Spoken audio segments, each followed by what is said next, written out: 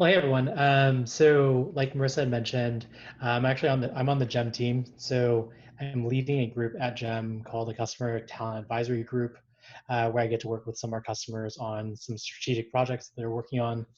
Um, and prior to GEM, I was at One Medical where I led tech recruiting, and before that, a number of different startups. Um, and yeah, super excited to be here.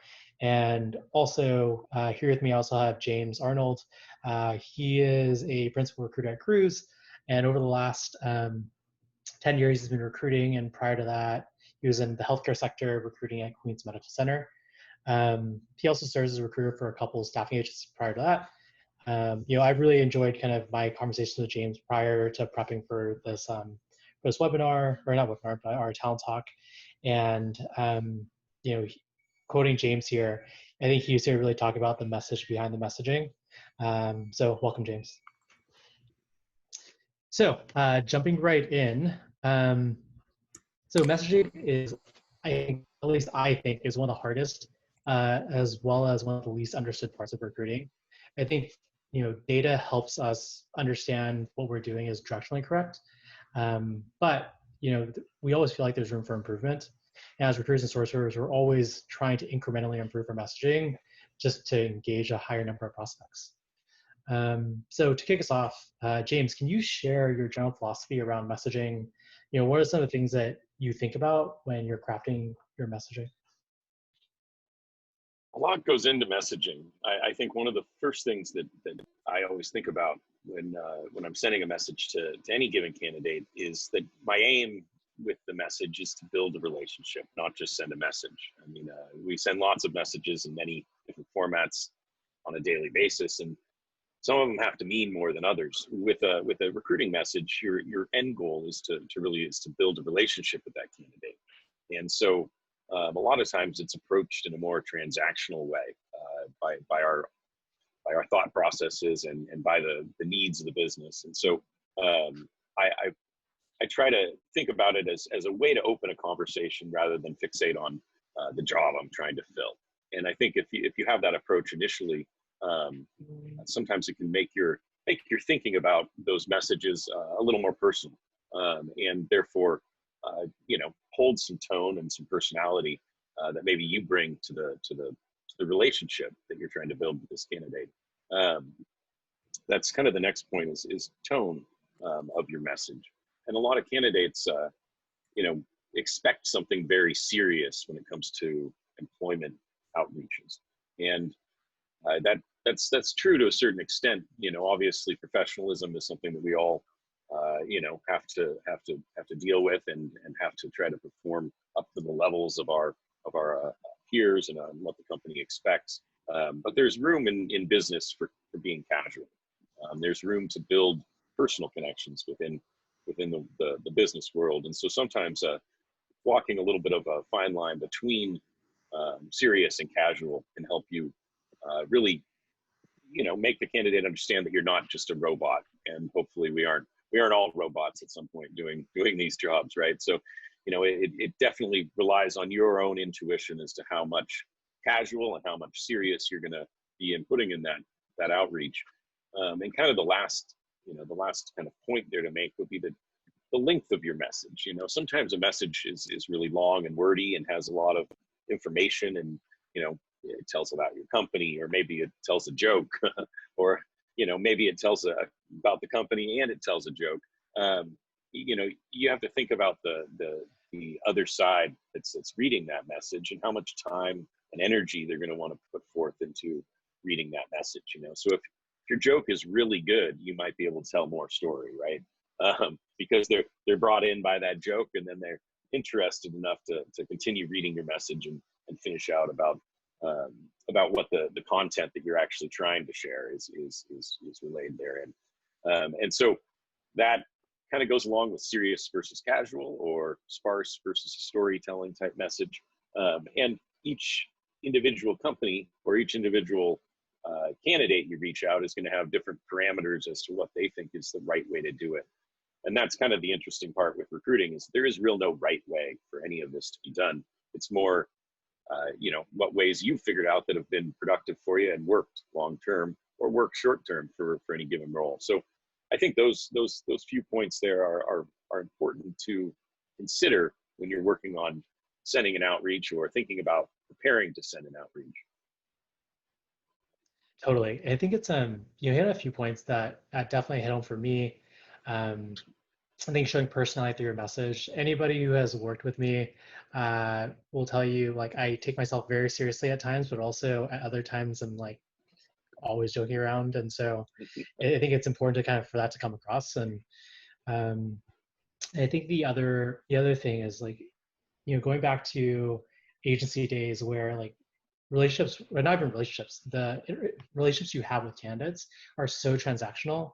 And nowadays, like, people, it's all about timing. And so how do you kind of build a relationship so that you can engage with that person at the right time? Because chances are, out of 365 days of the year, chances are you're not going to get them on the right day.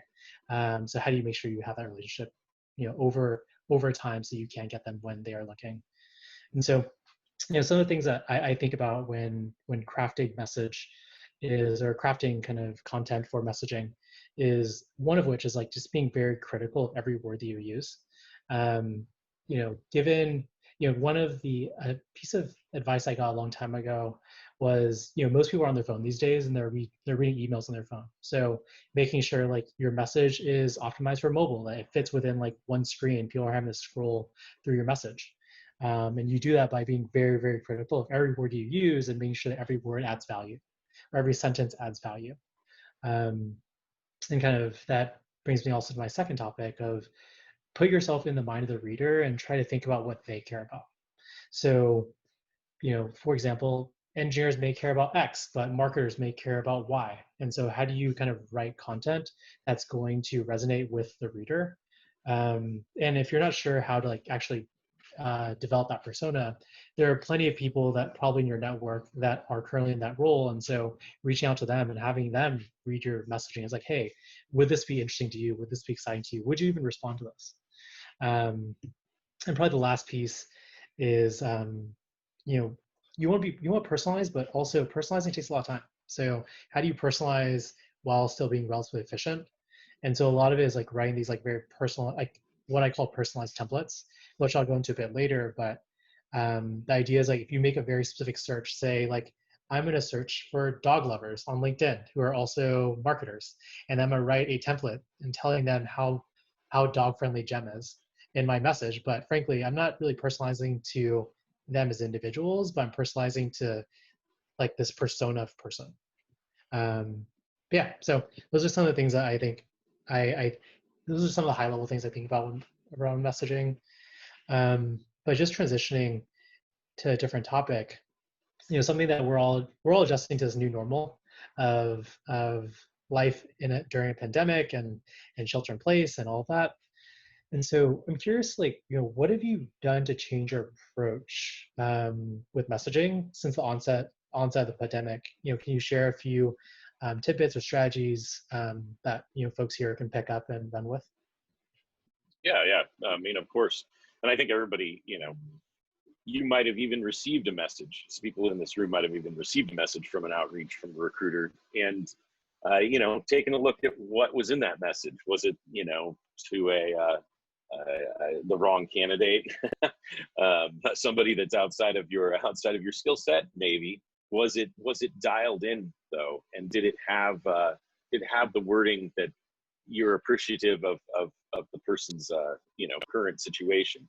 And it's interesting because we're all in that current situation, so it's a pretty easy way to identify with somebody right out the gate, because we're all in that situation, and we all may have better or worse spots in this situation currently, but it is something that we're all experiencing in one way or another, regardless of who you are or what level of you are at in your career and that sort of thing. So I think one of the takeaways I've found recently from lots of different outreaches to lots of levels of candidates and lots of types of candidates is that really being flexible was the thing that everybody appreciated first and foremost. And what I mean by that is really emulating in your email that, A, you're flexible with schedule, B, you're flexible if they don't get back to you right now, And even putting in there, and calling that out and saying, you know, either you're really busy and running around chasing your kids and trying to homeschool, or maybe work is really picked up since there's less people at your company these days, or you've just got a lot on your plate with what you're doing, and you don't have time to get back to me. I think acknowledging that and calling that out helps people understand that you're not necessarily looking to get them on the phone today about that rec that you're working on, as much as you might like to do that. Practicality, kind of overrules that. So I think being cognizant of that as you're approaching the emails in this current situation is important. And then the other thing that really can help set you apart right now, and really kind of differ you from maybe the other outreaches that, like I said, that maybe you're receiving from other recruiters, that sort of thing, is showing that you have either a personal connection to COVID, or have done something to help the outreach with COVID. And so, for instance, I did some volunteer work and helped, pack bags that had some PPE materials in them for one of our nursing home facilities around here. So, if you've done something like that you can call out and say, oh yeah, I did this because I know times are troubling. I think a lot of people will appreciate that when they read it, and it helps them understand that they're in it with you. You're in it together, and so a lot of that synergy that you can build through that kind of connection that we have right now is helpful. If it's not helpful today, it's helpful down the road, and that's why that flexibility with scheduling is kind of the next piece of it, right? Because you can say to people, it doesn't have to happen today. It doesn't have to happen tomorrow. My goal is to build a relationship with you that's lasting, not just, introduce you to the job that I'm working on. So yeah, I think a few things there that might help. Yeah, totally. And I think one of the things I think you alluded to was it's so important to be compassionate right now. It's a crazy time, and everyone's dealing with it. And I think first and foremost, like being human in your message, it's like not just about a job. Like I think being considerate about what like the reader may be going through. Um, something that uh, I've tried to do is be really thoughtful around like what do I think people care about at this moment in time. Things like, for example, they may care really like about the company's stability because there's a lot of layoffs coming. So like you're not going to go to a company that's laying off, right? So or you may, but if you're not, then why not call it out? And so like in one of our actually recent templates, I speak directly to our company's financial situation. So and also I talk about kind of like how our work culture has changed and how our rhythm has changed since shelter in place. And fortunately for us, like all those things have been really positive, and so there's no reason for us not to highlight it. Um, but I imagine like as much as people care about what the job is, they probably care about all those other things probably more right now, as opposed to 6 months ago. It was really all about the job, maybe about compensation. It might have been a lot of it might have been about a lot of other things, but right now I get the sense that people care the most about uh, their livelihood and how they're going to support that. So so for me, it's been like our templates have been really focused on that. um, Speaking of layoffs, there are a lot of layoff lists that are floating around, and I feel very fortunate that they exist because it makes it easier for us to help the people who need help. But I'm curious, like how do you think about those lists? Like, do you source off them? Like generally, like what do you think about them?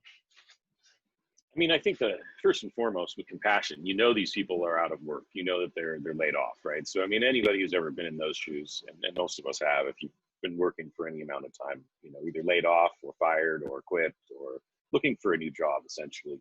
But this comes with a little bit more of an impact to your psyche than just, hey, I quit and I'm going to find a new, better pastures for myself. So I think um, first lead with compassion, lead with the fact that, you're apologetic, you're, sad that this is happening to that person. And, the next thing there though, is to relay the positivity of your message and say, this message may come at a down time for you, but what I'm here to help you with is getting you back on your feet and leading you towards viable job prospects that, will hopefully get you out of your situation that you're in and produce some happiness in your life and a paycheck to pay your bills and all of that together, is a really positive thing to think on. So I think leading with that sometimes helps candidates understand that, you're aware that you're not just brushing over the fact they're laid off. It also is one of those things where it's a negative for folks because they don't want to have to talk about it and they don't want to have to use it as some sort of reason for them not working at their previous employer. And so, I find that usually this can come up in a, that follow-up conversation if this email actually happens to land and you actually get them on the phone. But keeping this in mind as a thread of theme, I guess, as you move forward with outreaches and with conversations with candidates is important. One of the things I noticed was that, if you have no future job prospects for somebody, but they happen to have come back on an outreach, and let's say that during that time you showed that resume to the manager and they said, oh no, sorry, not going to work. But then the person comes back to your inbox and they say, oh, I'm really interested. And you're like, man, I already heard from the boss that they're not interested or they're not going to be a good fit. I think, right there, we all have an opportunity to do a little extra, especially in this current time. And so, that's really where the relationship building piece of recruitment comes in. And that follow-up to that outreach and that interest from that candidate is an opportunity for you and an opportunity for them to make that connection and then to carry it forward. And it's an opportunity for you as somebody in a position of good right now to put some positive feelings into that candidate. And, just an easy thing that says, I'm a resource for you if you have questions about the recruiting process or about your resume. I'm happy to, not obviously spend all day rewriting your resume for you, but, hey, I did see that, you could change the text here and it would look a little better, or, you could move this around and it would look a little better. I think going out of your way to help the folks that don't pass the bar, aren't moving on in your company with a career, those are opportunities for you to stay connected and to really use some of these tools we're working on to stay in touch with candidates and build those relationships. Yeah, totally. I mean, it's so interesting to hear you say that.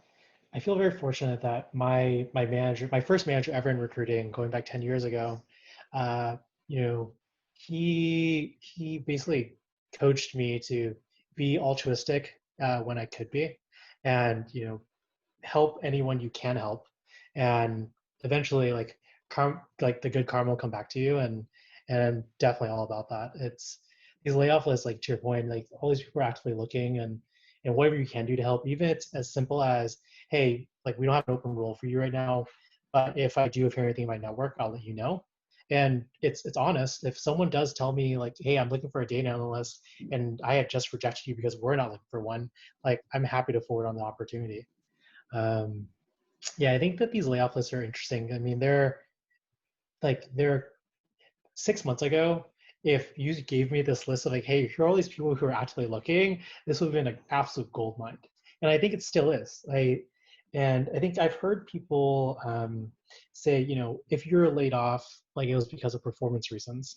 And I know for a fact that's not the truth, given that I know a lot of like friends and family who were part of these layoffs, who are amazing. Frankly, if I had a spot on my team, I would hire them tomorrow. So I think I wouldn't shy away from these lists. Frankly, like I would probably spend more time sourcing out these lists, and then using your interview process to vet whether they're fit or not, as opposed to avoiding them altogether and trying to look for the people who weren't laid off. That seems like kind of a crazy goose chase. So, um, kind of we'll end on kind of the topic of kind of COVID with some data that we actually did a webinar last week around kind of benchmark data of like how things have changed since the onset of the pandemic. And outreach generally has dropped by 66% for sales and business roles. Whereas on the tech side, it's actually only dropped 8% and 3% in Seattle and the Bay Area. reply rates actually have skyrocketed, which is probably no surprise, but more specifically for data science roles, which is historically one of the harder roles to fill, response rates have gone up 61%, engineering roles have gone up 30%, product design 21%, and HR and recruiting 18%. And so it's people are applying, and so I think this talent talk actually is very timely. Um, and I think regardless of the current state of what we used to call the war on talent, or maybe we still do, it'll still be difficult to, I think, engage the folks that are in high demand. And so one of the ways that every manager has ever told any recruiter or sorcerer is personalization is how you're going to get someone's attention.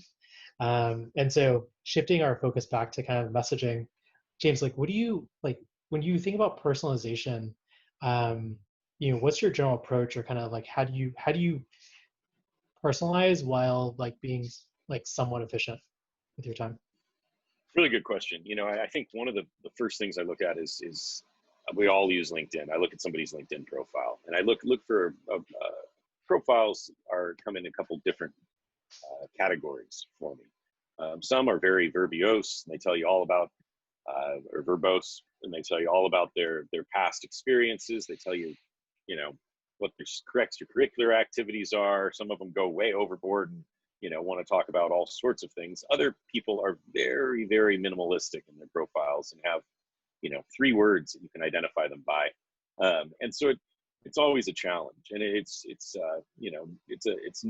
not one of those things where it's one size fits all type scenario. So I think the tone of your message at this point in time kind of comes from inferring things from reading people's profiles, and generally, the easy silver bullets or whatever are going to be something where, hey, you went to the same university with that person, right? So you can say, oh, go Cougs, or go Aggies, or go Trojans, whatever it happens to be. There's your first easy connection with a candidate, and you can generally figure out whether a candidate is a personable person or somebody is more of a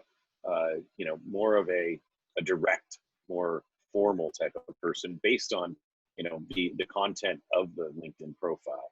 And so I've had a lot of success using that as kind of the first level of separating candidates, and that's something you can do as you're searching candidates and as you're setting up your email lists. Is you can separate those two people very simply into separate categories. Maybe one that's, hey, these profiles were all very in depth, had a lot of information about what the person did.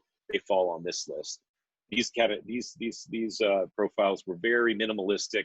I could barely even tell if they'd be the right fit for my role based on just job titles and maybe a blurb that was 4 words long underneath each experience that they'd had. So you can separate them based on that, and what that does for you is it allows you to say, okay, well, we've got candidates here that are probably going to be engaging, probably going to talk a lot and have a lot to talk about, and so therefore my emails to them might really differ from the emails that I send to the candidates that are very much more direct and to the point.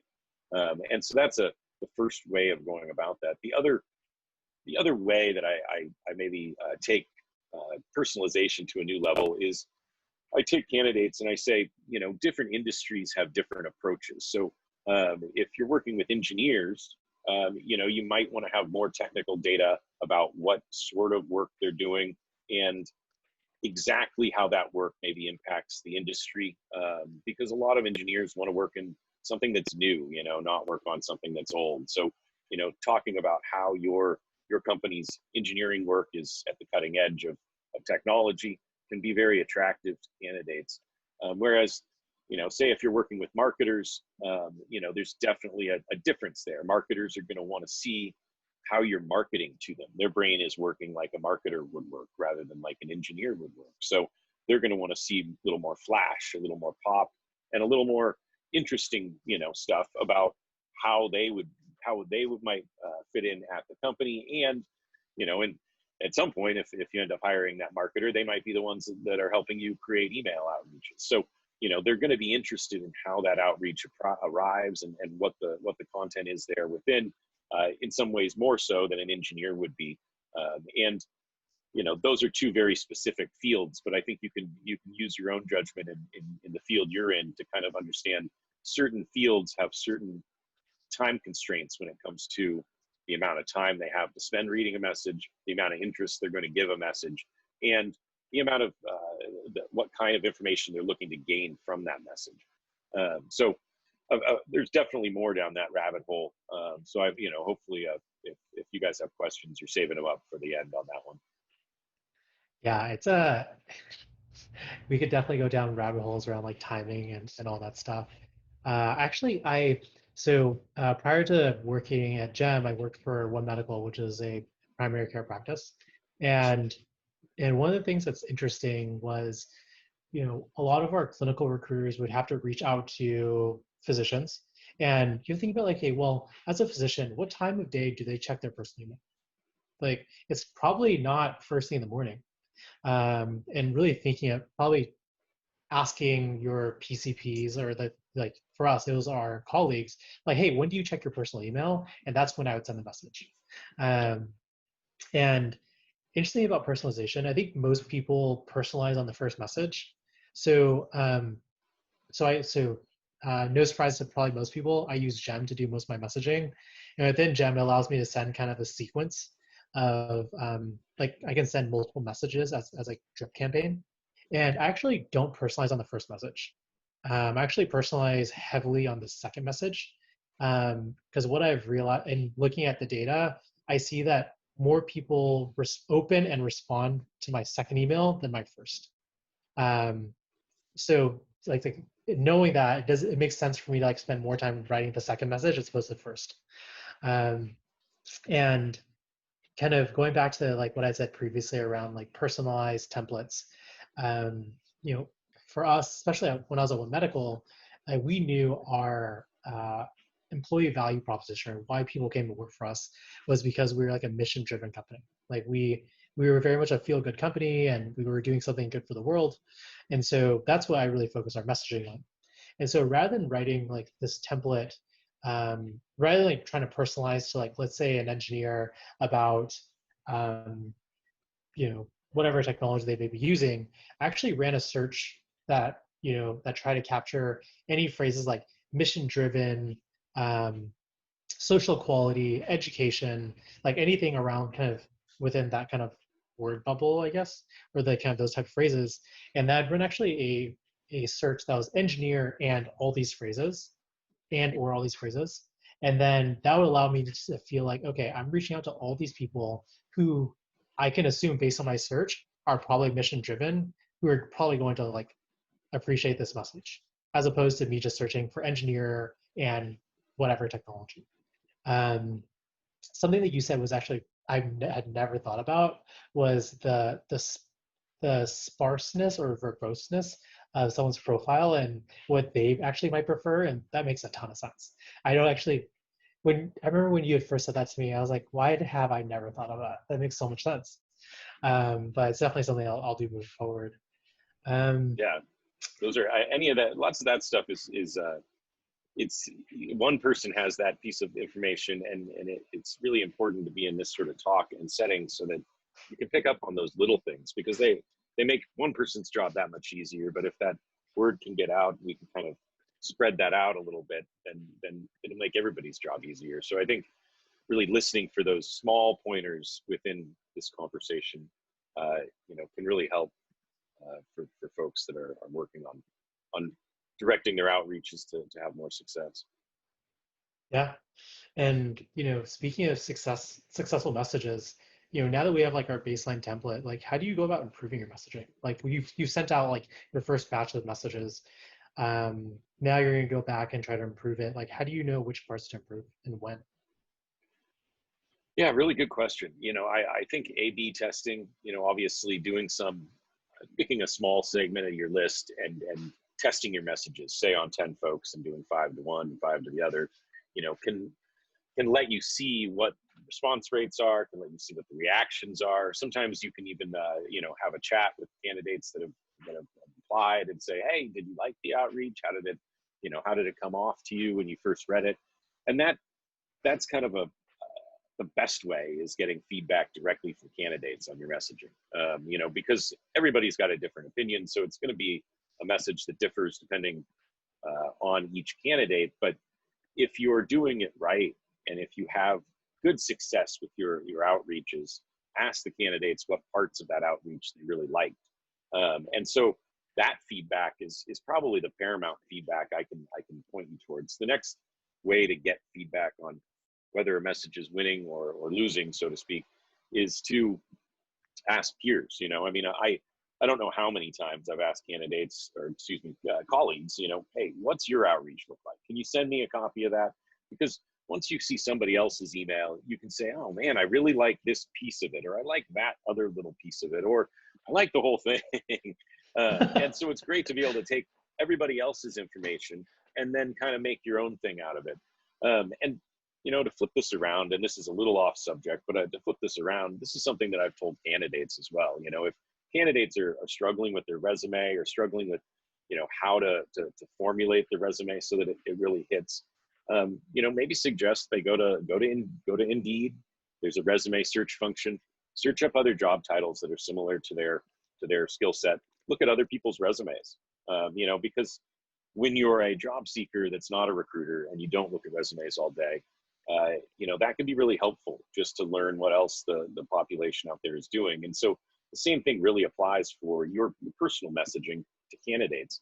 I've even taken messages that somebody had sent me to recruit me and chopped them up and said, oh, I like that piece of that message, and why did I like this message when they sent it to me?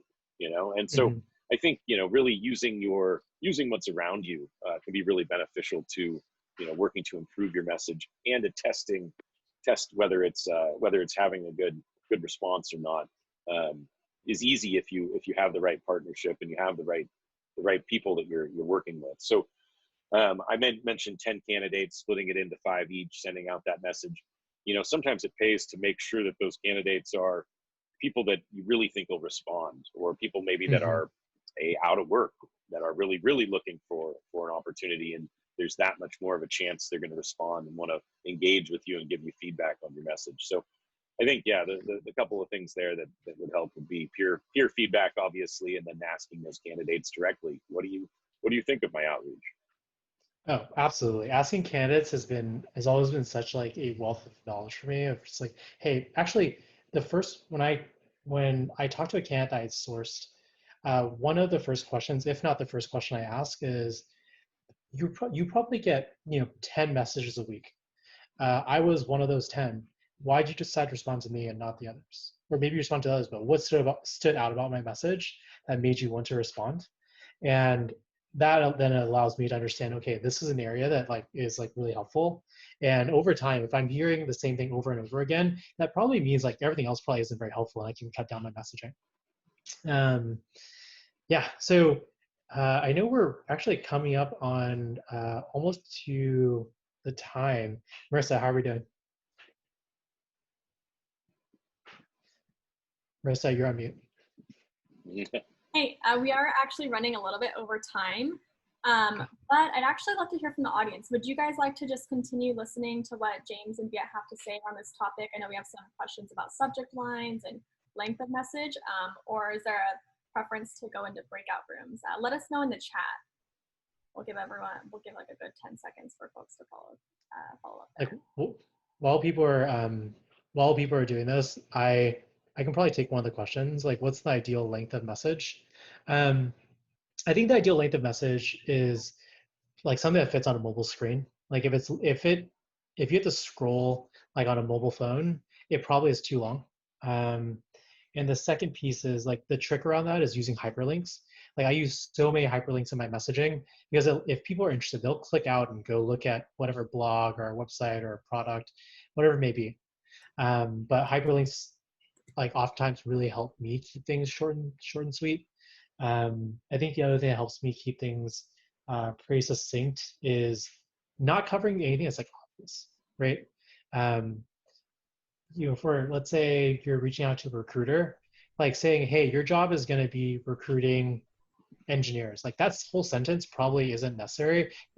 If you say anything about tech recruiting in that message, they can probably figure it out. And so I think, yeah, that's probably one thing I do to keep things pretty short. James, anything you would add to that? I think the shortness of a message has been proven to get better responses, just as a big Yeah. blanket over everything. Shorter the message, the better response rate. I would say that a lot of times, if my message won't fit in LinkedIn, I definitely wouldn't send it as an email. So, LinkedIn has a limit. I think it's 300 or 900 words or something like that. When it comes to shortening the message, you can always take out, the fluffery that you put in every message. And I think a lot of times we focus on being a little too verbose with our, with all of our talking, because we're really self-important and we want to share information about what we want to share information about, rather than asking the candidate whether they want to share information with us. And so the main point of the message is asking the candidate whether they want to share their information with us. And so keeping that in mind when you're sending your message sometimes helps you chop and whack down some of the extra fluff that you put in messages, just because you think it's there for them, but really it's there for you. If candidates have questions, a lot of times they'll ask the question, if it's not in the message. And so I think there's a fine line you walk there between putting all the information in, so okay, well, I know exactly what this person's looking for. I know exactly what they need. I don't really want to talk about that right now. I don't want to get back to them. And so sometimes leaving a little ambiguity in the air makes them think, wow, I do want to find out more. One of the tactics I've used that's right in the vein of this is saying, to a candidate in an outreach, your profile, I've said things like your name came up in conversation, and people see that and they're like, ooh, what kind of conversation? Who had my name on their lips that it came up in conversation? Well, it didn't necessarily come up in a conversation where, somebody said, Viet, that's a resume you should look at, James. It might have been, well, we did a resume review. We went through 18 resumes. Viet was one of the ones that was on there. He got a thumbs up from the manager. So yeah, his name came up in conversation. But when the candidate reads that, they're not going to know what kind of conversation was happening. They're not going to know if their name actually was brought up in conversation. But that is a way to get people interested and get them thinking that, curiosity killed the cat, as they all say, right? So hopefully it doesn't kill any of us, but hopefully it would give candidates pause and make them want to say, hey, who is this guy, James, that's emailing me that might know about who I am? And, I have had lots of chats with engineers where they have given me 5 or 10 names of people they've worked with to go knock on their door and do an outreach. So I think thinking of that as you're making your outreach either smaller or longer is helpful. But some tricks you can use are a little more psychology based. Yeah, totally. And something I see there's a few questions that are coming in around subject lines. So I can take that first. So subject lines are interesting. They're also really easy to test. So if you use any sort of email automation, whether it's Gem or Mixmax, or there's a ton of them, but you could easily track whether your emails are opened. And what when you look at like the opened email metric, it says 2 things. One, was your subject line interesting enough that someone would want to click on it? And two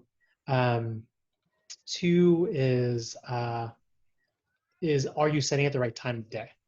If you're sending at like 12 p.m., like that might not be a good time because people are going out to lunch. Whereas if you send at 12:45 when people are coming back from lunch, like that might be a better time to send it. So I would think about your own behaviors and what you do, and when you check your personal email, other people are probably similar. And so if you're able to figure out, okay, what the right time is and feel pretty confident about that, then the only thing left to then try to play with, or what variable to play with, is your subject line.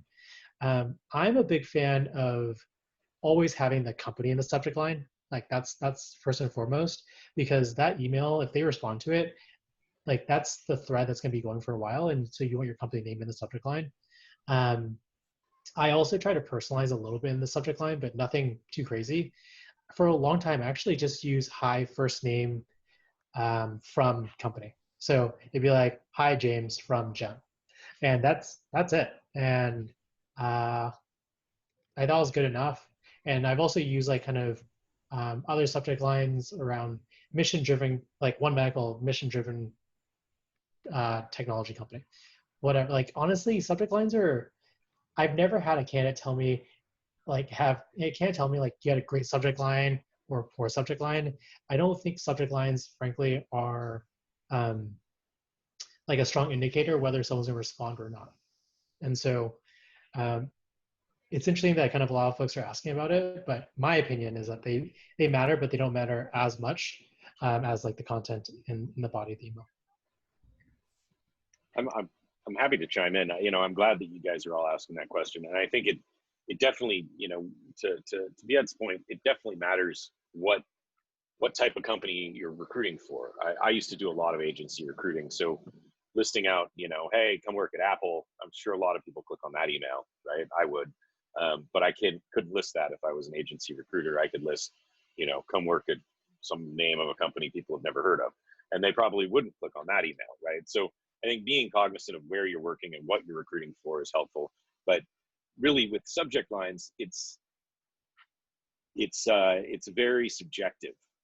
Some people would want to have something that's very formal and tells exactly what is in the body of the email. Other people want something funny that maybe makes them laugh or makes them, go, oh, wow, that's kind of off the wall and kooky. Like, I want to see what this person's about. So, that goes back to judging your audience when you're sending out those emails. I've had a lot of luck changing it up all the time. I don't think that there's any exact silver bullet for any of this, for outreach, for your subject lines. But I do find that, different times of different climates in the world right now with coronavirus going on, there's some very creative subject lines you can come up having to do with that. I think that the body of your email makes more difference than the subject line, obviously, but the objective is to have them actually open the email. And if you are finding that people aren't even opening emails, and one thing that you mentioned, Jem, I mean, I've used all sorts of different tracking things for my emails and ways to do that in a, easier fashion so I can hit blast and it, sends emails for the next 6 months for me or whatever. The best thing about that is that you can set it and forget it. But the second best thing is that you don't have to do it in that fashion. With a system like Gem, you can go back in. A lot of times I'll go back in and notice somebody has clicked on my email 82 times, but they haven't gotten back to me. And I think that's frustrating. You're like, why? Why are you looking so hard at what I've sent you, but you're not replying to me? And when you see somebody like that, I typically either assume they're interested, but they just don't know what to do right now. And so a lot of times that doesn't have anything to do with your email. It doesn't have anything to do with your subject line. It did show that they opened your email, that they are interested in your company. One of the things I do right there is send an actual connection request on LinkedIn. I offer to connect with the person. I say, hey, I know I sent over some emails. It sounds like seems like you might be interested in our company a little bit. I know if now's not the right time, I'd like to be a resource for you down the road when it is the right time. Let's connect. Here's my, connection request. And you can put that all in the connection request blurb you send over to them. But I found that that's a good way to go back through your Gem lists or your email lists and kind of collect up the people that didn't directly get back to you with an email saying, hey, I'm ready. I'm the person for the job right now today. And so I think that subject lines, I would go with whatever your gut tells you is going to work for your given position. I would also encourage people to try different things with subject lines, even with the same message contained therein. This is a little bit of that A/B testing as well. So, take your 30 people you're gonna message today, put half of them with one subject line and half with the other subject line. See what the return rate is on those emails, and then when the people come back and maybe you're getting tons more on one side, ask them why they like the one outreach or that one subject line. I think what candidates or what recruiters don't always do is ask the candidates, and candidates are seeing a lot of emails from a lot of different recruiters. There's a reason they're talking with you and not the other guy.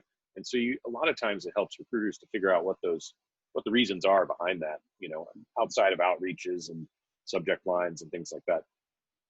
Totally. And I think someone I think I saw in the chat somewhere that some folks like to use jokes in their email outreaches. If I were funny, I would use it, but I'm frankly not very funny. So, but honestly, like I've gotten some like pretty like funny like email outreaches. Like people use like put puns like in their subject line. I know one that I use right now is like "You're a gem," but that's like pretty standard. Not very Right. clever, but it's fine. Well, And the other, I could comment on that cruise. One of the ones I was using was pedal to the metal. We're still hiring, and that was yeah, a couple of weeks ago when everybody else wasn't doing any hiring. And yeah. it's not the most eloquent subject line, but somebody sees it and they're like, oh, well, that is kind of interesting. And a lot of the people I was reaching out to were far outside of the Bay Area, might not even know what cruise is. And that's the kind of subject line I wanted for that sort of person, because you're not going to be able to put, come work at cruise. They're going to be like, what, a cruise ship? Where am I going? What does that mean to me? Right. But if it's Yeah. something that's interesting and joking, and then, also says your company name, or also leads into how that might be helpful for them, they're going to say, oh, I'm going to click on that. And then they can learn more about what your company does and all the rest of it in your email. Hopefully that helps a little. Yeah, so last thing on subject lines, something I started using recently is using emojis in my subject line. And it actually works really well because when you look at your email inbox, if everyone went to look at your email inbox right now, I guarantee you it's just a wall of text. But that one email that has an emoji in the subject line is always going to stand out like a sore thumb. And so that's actually nice to throw in there.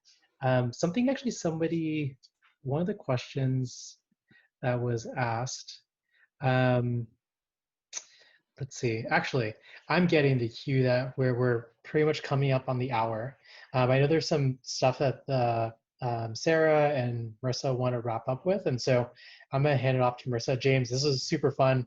I feel like you and I could talk for hours, and I'm sure. Of course. I guess it goes with being a recruiter. So again, this is such a pleasure. And Sarah, Marissa, the floor is yours. Yeah, thank you so much. That was so great. Definitely not what we planned, but that is absolutely why I love Talent Talks. It's not like a traditional webinar. Just another quick reminder for everyone to check in. There's a bit.ly link in the chat. It's bit.ly/TTD, Talent Talk Digital, 528. We'll need you to check in so that way we have your email and we can send you the link to the recording, the blog post, and other blog posts and resources that we referred to here that'll also be helpful that are related to this topic. Also, we were originally planning on doing only 3 Uber Eats gift cards, but we had such a great turnout and it's been such a great event that we're gonna do 6 now. So definitely register for that. Before we wrap up here, I already went through that. That's almost all that I have. I guess lastly, if anyone has any questions or anything they wanna follow up on, feel free to reach out to myself or Viet. We're really always happy. Everyone at GEM is always happy to just, help anyone in the community with any questions they might have and just support anyone with additional information. So with that, we have a few minutes left. James and Viet, if you guys want to keep chatting up until the hour, but I am all done here. So it was really great. I've got one more thing I want to add before everybody leaves. So thank you for checking in. We can't send you the recording without doing that. We can't send you links to any of the things that we've referred to here. So please do. We don't share or sell your info, I promise. It's just for Talent Talk Digital. So please do check in. Again, you can go to the bit.ly link. That's one way to do it. I'll put it here in the chat one more time. The other thing is many of the questions that you all have asked have related to a lot of the data that's included in our best practices for email outreach report. I would put a link directly to it in the chat, but since it's not working to click or copy paste, instead I'll direct you to go to the gem.com website and then go to the resources page. All of our reports are there. You can find it there. There's a ton of data reports that you can get from there, but I'll direct you specifically to the best practices for email outreach one. That one covers a lot of the questions that have been asked and answered here and has data behind it. So you might want to check that out. All right, with that last 3 minutes, I'll hand it back to Viet and James. And thank you guys so much. This has been really, really fun. Yeah, I probably just have like one closing remark and I'll hand it back to James, is we just spent the last hour talking about kind of messaging and such, but fact of the matter is there's no such thing as a perfect message. Like it's impossible to ever get to the point where like I'm gonna write this amazing message that the person on the other end has no other choice but to respond. Like that just I don't think that exists. And in recruiting, we try to control like can't decisions to respond or like to accept our offer, whatever it is. Fact of the matter is people are people and they're going to do what they want to do. And so the way I like to think about it is, a can't decision to respond or to accept your offer, they're like the things they're going to use to make that decision, 70% of which have nothing to do with you. It's like the company size, the maturity, like what their current situation is, whatever. You have no control over those things. But the 30%, like of where you can affect their decision, we just gotta make sure that we can actually execute and take advantage of all 30% of that. And that's why we were talking about this. So that's what I'll leave you with. Like, there's no perfect message, but we're all here just trying to do our best. I can echo that. I think Viet is hitting the nail on the head. I mean, as messaging goes, it's not a perfect science, and it definitely is something I've been continuing to learn, over my whole career as to how to best do it. And I think that, really lean on your peers for ideas, fit test things that have worked for you and share those ideas with others and see if it works for them as well. And one of the nicest things about being in a recruitment community is that, there's lots of other people out there struggling the same way we are right now, or you are right now. So, it's okay to not have a perfect outreach return rate or any of that. It's actually, shows your growth if you maybe didn't do so well and now you're doing better.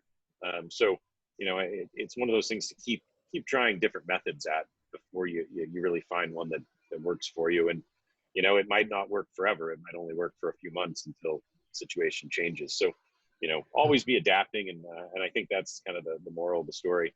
And then to echo, everybody else's, Sarah's and Viet's and Maurice's comment, if anybody wants to reach out directly, I'm happy to help you guys or give my advice, my 2 cents on outreaches or anything like that. And, sometimes it's fun to have more friends in the recruitment community that are doing the same things you're doing. So yeah, definitely feel free to look me up on LinkedIn and connect, and, feel free to be in touch. It's okay to send me a random message or a random dad joke or any of that fun stuff.